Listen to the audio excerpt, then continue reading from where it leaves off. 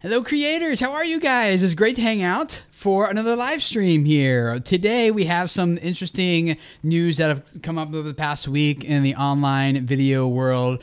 This time around Facebook, and how some of the things that they're doing is really impacting and changing how we even think about how we make our content, because there's some interesting studies that have been done and some tests that have been done that indicate what types of content are getting people to engage longer, watch longer, capture attention longer. And it's kind of interesting that Facebook are the people who are pioneering this stuff. But the data doesn't lie. So I want to dig into that with you guys here in a second. So welcome all of you guys who are here on the live stream. If you're watching the replay of this later, one of the things that you can do is increase the playback speed. That's what I usually do when I watch longer videos like this. So you can hold down Shift and period, or the greater than, or I guess that's the less than symbol to like speed it up, or just if you're on mobile, tap the three little dots, you can change the playback speed. Those of you guys who are here in the chat, hi Shannon, hey Boone, hey Kim, Richard, Rebel, Art Geek Design, all of you guys, great to have you here. It's going to be a fun conversation. What I'm going to do is I'm going to record this as a podcast episode that'll go in the iTunes, SoundCloud, and Stitcher. And so I'm going to start that recording here in a second. But then after all this is done, I want to come back and after the podcast recording is done, we're going to do two things. One, I actually want to show you some examples of what some of the things are that we're going to be talking about, because in the audio on iTunes, SoundCloud, Stitcher, Spotify, Google Play, like they can only hear, right? So we're not going to do those visuals here, but when the recording's over, I'm going to show you some examples, and then then we're going to dive into all your questions. So Trina, my producer, is here in the chat with you guys, and she'll be taking all your questions and getting them all in front of me. So if you have questions at any point throughout this whole thing, make sure that you ask there and ask here in the chat, and then Trina will get them in front of me, and we will have a fun time discussing them. So while we go through this, though, I know like super chats and questions and things like that, I'm not going to be jumping into until the recording part of the episode here is done. So unless you get it in right before I start. So the Grandma Chronicles, thank you so much for the $5. I really appreciate that. That's awesome. Okay, let's get started here, guys. Give me a second to get started, and we'll start talking about what Facebook's doing.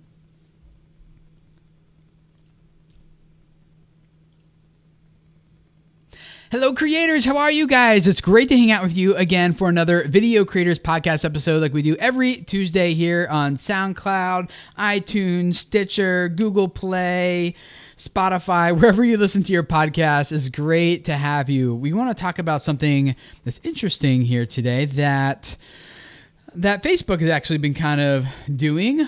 That makes some interesting viewing habits for the people who are watching our videos. And this is going to fly in the face of a lot of what we deem normal for online video consumption. And it's going to challenge a lot of the ways we think, both creatively and production-wise and everything. And so I haven't personally experimented with some of these things, but the tests that are being reported, apparently, they don't lie.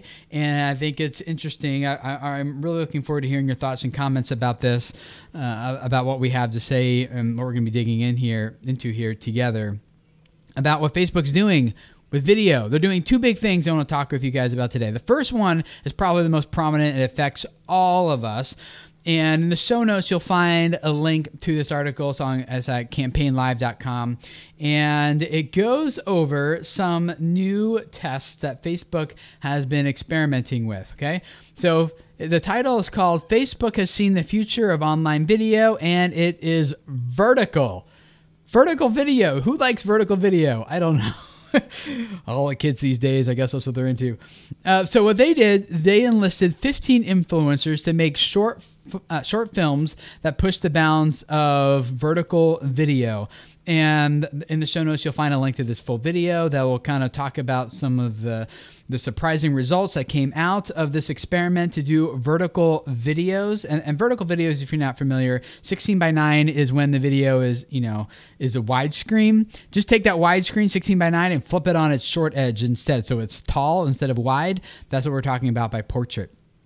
And where a lot of this comes from is people who are primarily using Facebook and YouTube on their mobile devices. So here at Video Creators, I think if I remember correctly, the mobile audience on the Video Creators channel is higher than desktop, but it's not a lot higher. I think it's like 57%, 60% mobile, and then it's like 40% desktop, and then the other percentage is split up between consoles and other miscellaneous types of items and smart screen, smart TVs, and things like that. On my family's channel, though, however, it is like 97% mobile, and we're targeting a much different audience there. It's we're going after a young mom demographic, although we end up attracting young moms plus teens and tweens and stuff. So you can imagine like the young moms who are busy on the go, they don't have time to just sit in front of a computer and watch TV. And these teens who are like at school, sitting on the bus, whatever, catching up on their YouTube subscriptions, very high mobile audience. So this is something that I am considering for that channel especially, but also here for Video Creators. And for any of you who have a high mobile audience, this is something you should definitely be thinking about and considering. You can look at your YouTube analytics and see exactly what devices people are watching from. So just go to YouTube Analytics, it's youtube.com/analytics, and then down the left side bar, you can click on devices. And once you click on devices, then you'll be able to see in there for the date range you have selected, which by default is past 28 days. Then you'll be able to see the percentage and the breakdown of how much watch time you're getting. You absolutely get more watch time on the big screens like consoles and smart TVs. They tend to give you the highest average view duration. And then mobile tends to be a pretty solid, and then desktop, from what I've seen, tends to be kind of the least. Probably because even on mobile, there's not as many distractions of things for you to click on as there are on like desktop. There's like a whole sidebar of other suggested videos and things. But you look in your analytics, I mean, every channel is different, so see what's there for you. But let's go back to this article and see what tests that have been run and what they found about vertical video. Now, this is Facebook, but we'll talk about YouTube here in a second. So the article says, the idea of flipping your phone to view content on social media is quickly becoming a thing of the past. More and more creators are looking to meet users where they are, holding their phones vertically. And so tests conducted by Facebook over the last year have found that people engage more actively with vertical content. In particular, they keep watching longer and are more likely to turn the sound on. Remember, on Facebook, by default, the sound is not turned on the video. Someone has this the video auto plays, but they have to manually tap to enable the sound. So they say, with this in mind, Facebook asked 15 influencers from around the world to each make a short film exploring the possibilities of vertical, challenging them to think imaginatively about its potential. And so the video that came out of a result of those 15 influencers and the interviews and the discoveries they have, it's a pretty short video. It's only like 3 or 4 minutes long. It's from Facebook Creative, and a link to it is in that article. That's in the show notes. You can go check it out. But kind of a summary of it, some of the people saying, our screens are oriented vertically, and so that is one medium that's really able to take full advantage of the screen real estate on your phone. That's the lead Facebook at Facebook Creative Shop said that. And so they're really exploring what this looks like and what vertical video could be like, and the creative potential for it. She said, we feel that the opportunity to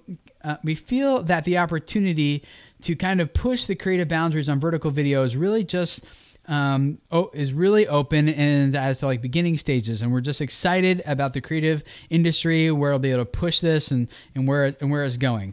And so a few of these influencers created 15-second short films, very short films, 15 seconds vertical videos. And it's interesting as you kind of learn from them, how they had to shift their creative process in order to think about this in vertical mode. And when I watch these videos, so I'm a guy who's I'm widescreen all the way. Vertical, I think, it's terrible. It's not a natural viewing experience. Your eyes see widescreen. You have your eyes are to the right and left of each other, not top and bottom, right? So your eyes are sideways next to each other, and your field of view is much wider than it is taller. So and our eyes are trained to look left and right, not up and down. So it just up and down just doesn't, like, from all natural biological perspectives, doesn't seem to be something that should work. But apparently the tests say they're more likely to get sound turned on. It's more likely to engage viewers.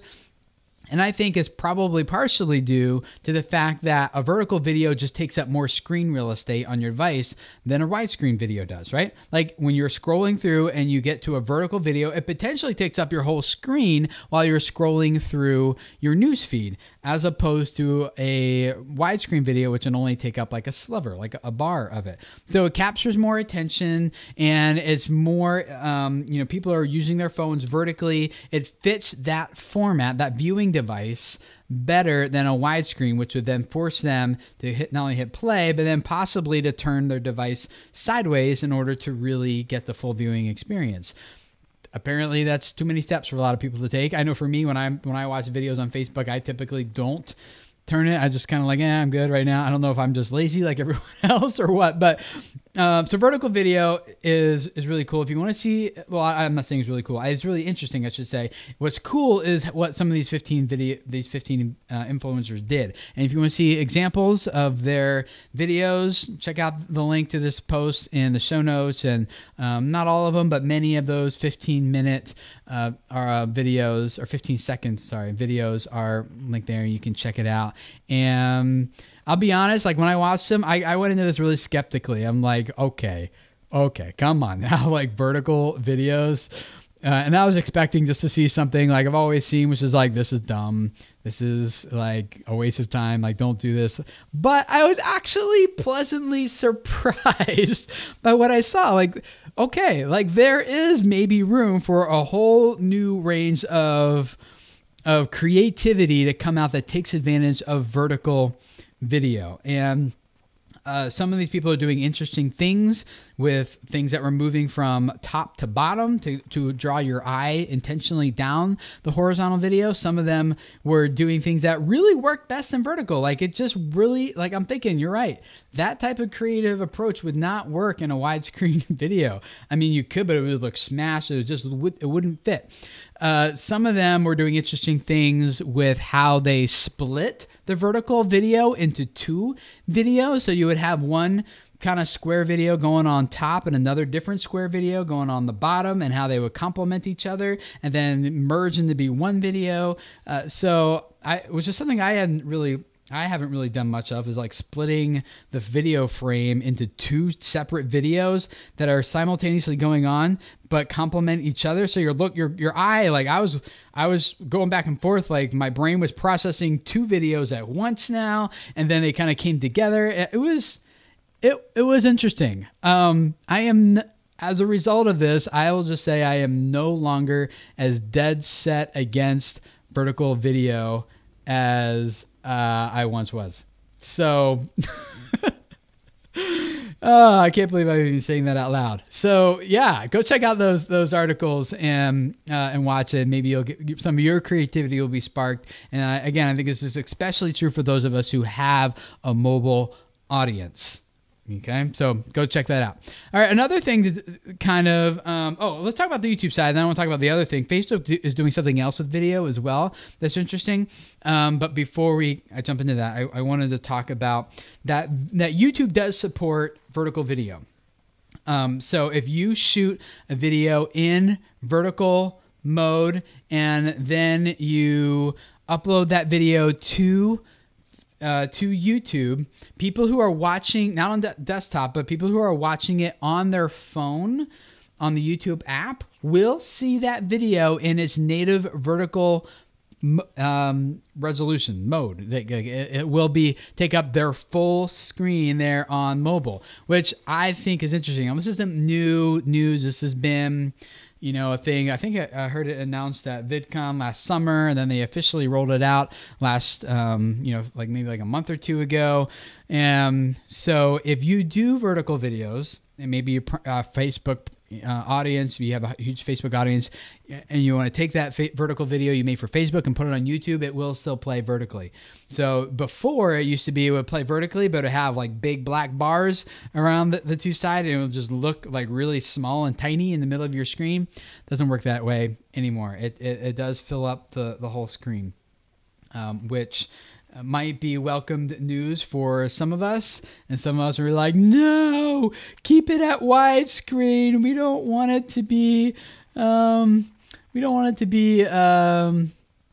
portrait, And so, but on YouTube, it automatically will adjust to support whatever portrait mode the video is in, which is pretty cool, really. I mean, technology these days. All right, let's talk about this last thing that Facebook has changed and they're doing. And this isn't new news officially. This is something that came out a little while ago, but there's like a new little twist on it. So some of the biggest niches on YouTube are music and gaming.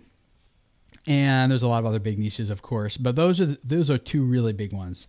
And so YouTube, trying to really foster these communities and really support what's happening, has developed a few different like dedicated apps. So now there's YouTube Music app, right, just for people who are using YouTube for music. And there's a there's a YouTube Gaming app. YouTube wanted to buy Twitch. For a while, they were in talks of buying Twitch, and then Amazon came in just right underneath of them and purchased them out from underneath. So now Twitch is owned by Amazon, and Amazon's done some cool things there. So live streaming is really big on YouTube. It's really big on Twitch.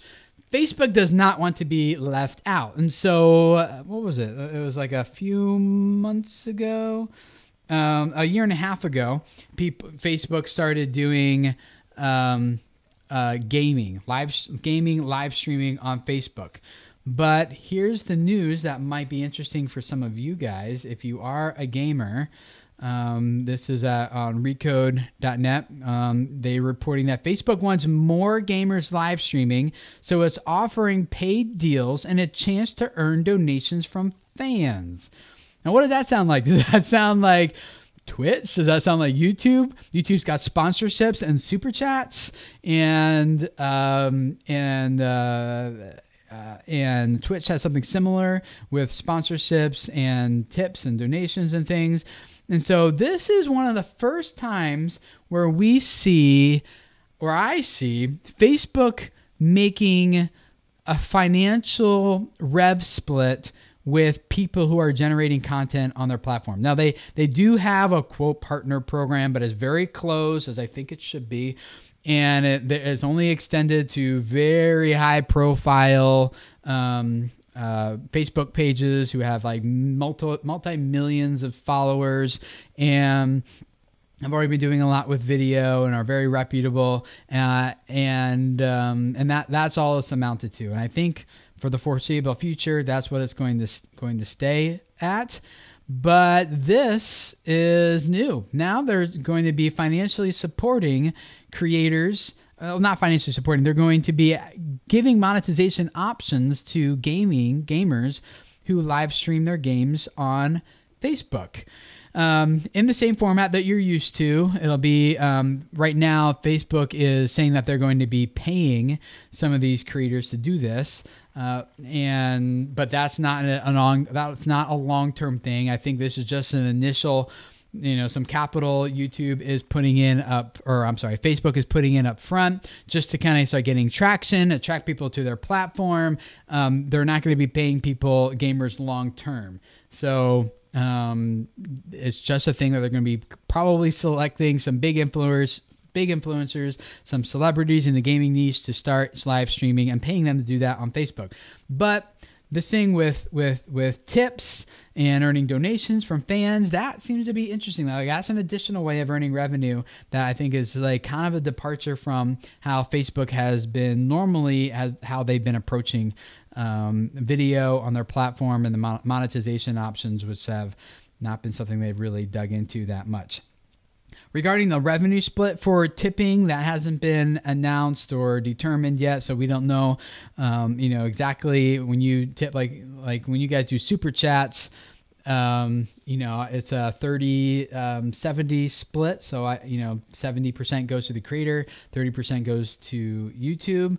if you guys, I don't know if if Facebook will follow something similar or not, but it does seem that Facebook really wants to attract that gaming space over to their platform, and they're willing to do some big things to do that. So I'm really interested to hear what you guys think about this. Those of you who are listening to this podcast episode, I want you to reach out to me at Tim Schmoyer on Twitter, or you'll find a link in the show notes where you can comment on this. I want to hear what you guys are doing as a response to this, how the portrait video updates maybe influence how you're going to be impacting, how that's going to impact your strategy for reaching a mobile audience.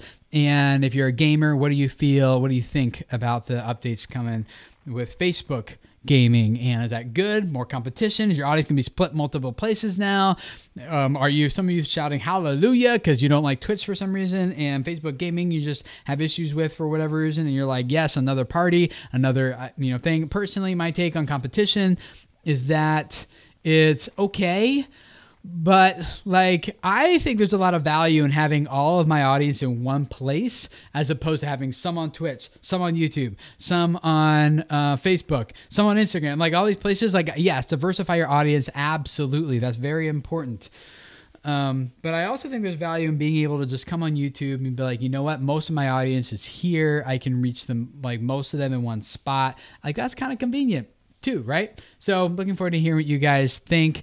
And if this is your first time listening to the Video Creators Podcast, I would love to have you follow on. We got new podcast episodes for you guys every Monday, or every Tuesday, and it's all thanks to the people over at Patreon who are supporting this. I know a lot of you patrons, love having additional news stories. There's a lot of other things that happen every week, so I'll be publishing new stories for you guys there on Patreon that we don't get to talk about here in the live streams that we're doing right now on YouTube, and that we're doing every week, and the podcast episodes and things. So if you're interested in not just getting a few big stories, but you went Tim, tell me all the other important stories I need to keep up with. How is this industry changing? What is Instagram doing? What is Twitch doing? What is Facebook doing? What is Snapchat doing? What is all these, what happened to VidMe? Why did that get shut down? What do we learn from them? All these other news stories that we don't have time to cover. That all gets put there for patrons who are supporting this and making all this possible. So if you are one of them, thank you so much. In fact, I have a live patron-only hangout happening with you guys in a half hour from now, for those of you who are watching the live stream. And for the rest of you who are listening, we do hangouts every month. We've got guest expert trainings. We have a YouTube business podcast that's only for patrons, exclusive for them. We've got additional news stories for you. We've got a lot of different ways to interact and engage and really let me invest into you and support you on your channel in better ways than I can do through just content. And as you're supporting me in better ways. So awesome. Thank you so much for doing that. Subscribe, and thanks for hanging out. And we will see you guys for the next podcast episode coming next Tuesday. Bye. Okay. The rest of you guys, hold on though. This isn't over. Now we want to do Q&A. Actually, what I want to do first is I want to share with you guys an example here of what this looks like, which I think is really like a vertical video. I didn't want to put it in the podcast, but let me show you guys here what this is, and then I want to jump into your Q&A. And so if you guys have been sending me the cues, yeah, we got some here. Okay, we're doing some of those here in a second, but let me show you an example of some vertical videos that I thought were really, really interesting, fascinating.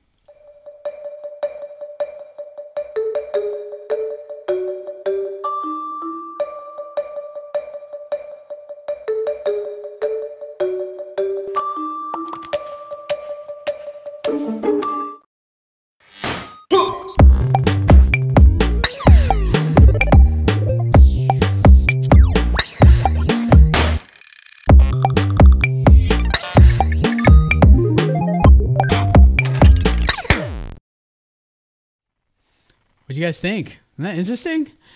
Does that spark some creativity for you guys as you're kind of thinking through some vertical video? There's a lot more down there, but let's answer some of your questions, and then I got to get going because I hang out with my patrons in a half hour. We just give each other feedback and give advice and ideas and swap notes on things. It's going to be awesome. So patrons, hold on. But let's see here. All right. So thank you, $5 from Urban Fisherman. You said, "What's up, Tim?" What's up, Urban Fisherman? Thank you so much for supporting us. I really appreciate it. Let's see here. Chicken Wire. Facebook video takes forever for me to upload and get views, and gets few views unless I promote. So what do I do to get the best out of Facebook video?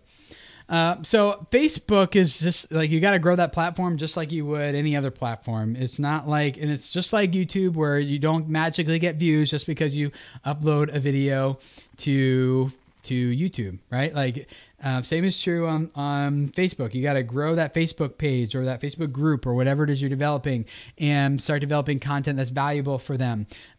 Maybe experiment with portrait now. Also make sure that when your videos start for Facebook that they could be engaging visually without audio, but that they do prompt the user to feel, the viewer to feel like, man, I need to enable audio to really see what's going on here. Also, make sure that you're adding captions to, if there's any sort of speech or dialogue, you do need to add captions because that'll overlay on the video for people who don't turn sound on. And I have found that on my videos on Facebook, when I add captions, I get like 50% more views than I do without. So, and that's because of the people who are just watching without turning on the sound. So, but at the end of the day, you're still just got to grow your Facebook audience just like you would your YouTube audience. Steve Reynolds, does it have to do with what format you edit? Not sure what you mean there. When you edit your video for Facebook, you're going to have to create, like if you use Premiere Pro, which is what I use, you'll have to create a custom sequence because all of theirs are widescreen. So you'll need to create a custom one that it just takes that 16:9 and just turns it from being widescreen to being portrait, and you'll have to do that. If you search for YouTube tutorials, I'm sure there's some out there. It probably goes beyond what we have here to talk about that, but that would be what you would need to do to create. Then obviously, it'd be easiest to shoot with your phone in portrait mode those videos, but you could just use any normal video camera and just turn it sideways, and shoot that way instead. Let's see. Beck Nekatech Beats. Is that also for live portrait video live on YouTube? Does anyone know the answer to that? I don't know. That's a good question. I don't know. I'm trying to think if I've ever seen a live stream in portrait. You know what? I don't think so, because I think what happens, if I remember this correctly, is when you live stream on mobile, it actually prompts you. It won't take the thumbnail until you turn your phone sideways. So yeah, no, I don't think you can live stream in portrait. It's yeah. So if you start like this, the phone, it'll prompt you to say, no, turn your phone, and then it'll take your thumbnail. So no, I don't think you can live stream in portrait mode. Jazzy Puppet, do you think a sample size of 15 creators is enough to decide that vertical video is good? Maybe it's just good creators and not vertical. Possibly. There's only one way to know, and that's for you to test it yourself with your audience. You're right. That could be a small sample size.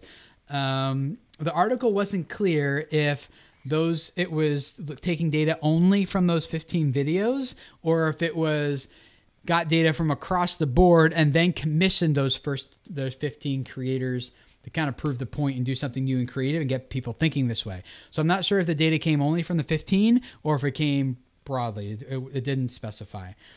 I think that the argument makes sense, though, about vertical video. I'm not saying I like it, but I'm kind of like, as you guys may have picked up, I'm kind of like an anti-portrait guy. But I do think that there's some merit there and be worth investigating. Drone Racer 101. Oh, that sounds fun. I just got myself a DJI Spark. It's actually right there. If you can kind of see it behind my microphone. See it? Right there. Whoops. Right there. That's it. So I only taken it like 3 flights so far. I'm just learning now. It's a lot of fun. Let's see here. Have you gotten auto captions on Facebook to work? Mine seem to always get to the end and never finish. It sits to 100% at 100% forever. I never even played with Facebook auto captions. I don't mess with auto captions on YouTube either. They're all terrible. So I always just get the captions done the right way and add that. Now, The place I use for captions is rev.com. I'm not sponsored, although I hopefully will be in the future. I had a conversation with them, so I'm hoping. But rev.com is where it's like $1 a minute. It's just kind of easy. That's where I go to get my captions done. Linda Aglilo, sorry, don't want to say it. What about posting a Square video on Facebook? Square works well too, and I think the argument's the same in that Square works well because it takes up more screen real estate on a mobile device when it's in portrait, when people are looking at their phone in like portrait mode. So it makes sense, given all the data around that, hey, what if we took the Square and made it even taller? It'll take up more screen real estate. Would that work even better? It makes sense to me that yes. So when I post my videos on Facebook, like if you go to facebook.com/video creators, you see that all my videos are in Square. I have my editor create 16:9 here for YouTube. But then when they go up on Facebook, it's a square, and we have meme text kind of at the top, which is like just some sort of teaser text that gets you really like hopefully makes you pause and start watching, grabs your attention. And then we always put captions on the bottom, and that's what shows up in the black section at the bottom of the square video. So we take the 16:9, and it's just taking up the middle part of the square. The top part of the square is like meme text. It's like the teaser, it's the hook. For people who aren't listening, and then the bottom part is where it's just so there's nothing competing. So it's very easy for you to see the captions down there. So if you want to see some examples, go to facebook.com/video creators, click like while you're there, and you'll see kind of what I'm talking about with that.